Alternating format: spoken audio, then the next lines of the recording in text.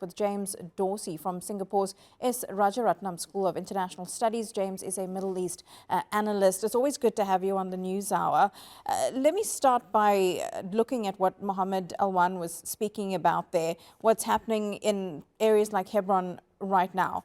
So Israel says they are going in, they're looking for armed groups, they're arresting members of groups they believe have ill intentions towards Israel, whereas Palestinians tell a different story, and yet we haven't heard anything from the international community about this, because this all seems to have intensified since that ceasefire in Gaza came into effect.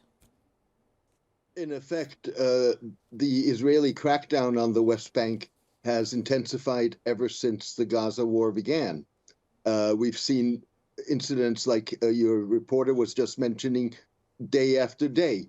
You recently saw in the Israeli Knesset, the parliament, a celebration of the settler vigilantes that have been attacking Palestinian villagers, Bedouins, burning down their property, beating up innocent people. This is all part of a process in which Israel clearly wants to have or retain control, if not expand its control of the West Bank, falling just short of formal annexation.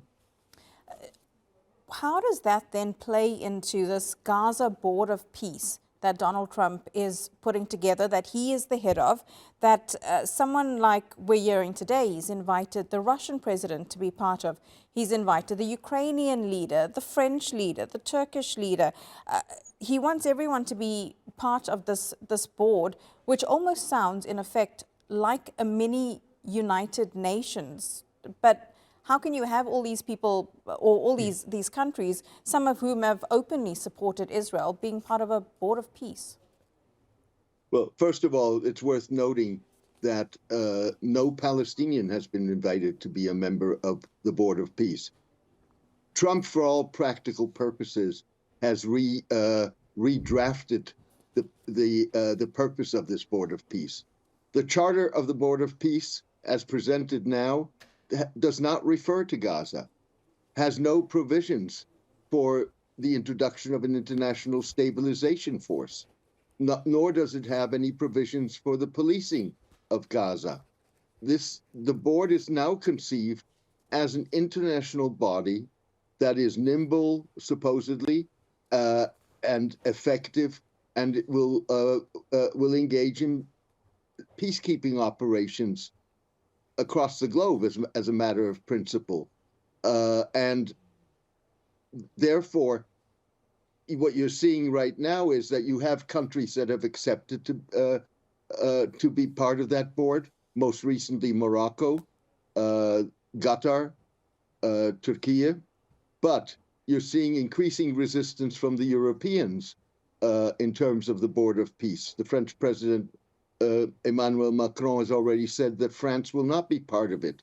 The reason being first of all, the conception of the way the board is being set up, obviously the conflict over Greenland, and the fact that if you look at the internal structure of that board as conceived by the charter, this is a model of an autocracy in which all power is in the hands of its chairman, Donald Trump.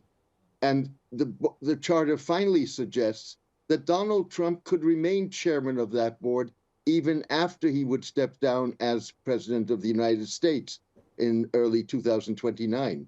So that would obviously then give Donald Trump a lot more power in the future. But where does this leave Palestinians with regards to the technocratic committee that's meant to oversee Gaza's rebuilding, where we're hearing reports from some Israeli media that some Palestinian members aren't even being allowed to enter Gaza? How can they even then start to do their work? It's obviously clear. There's confusion at this point. We may get some more clarity on Thursday when the Board of Peace officially is supposed to be inaugurated. In the meantime, it's also clear that the Israelis are dragging their feet and will do whatever they can do within certain parameters to delay, if not to undermine, the functioning of the second phase, or the implementation of the second phase of Trump's Gaza peace plan, which involves a Palestinian committee that would be running the daily affairs of the Strip and be reporting to an executive board, again, in which no Palestinian is represented. And that executive board would be essentially the implementation arm of the Board of Peace. James Dorsey, thank you very much for your analysis. As always, much appreciated.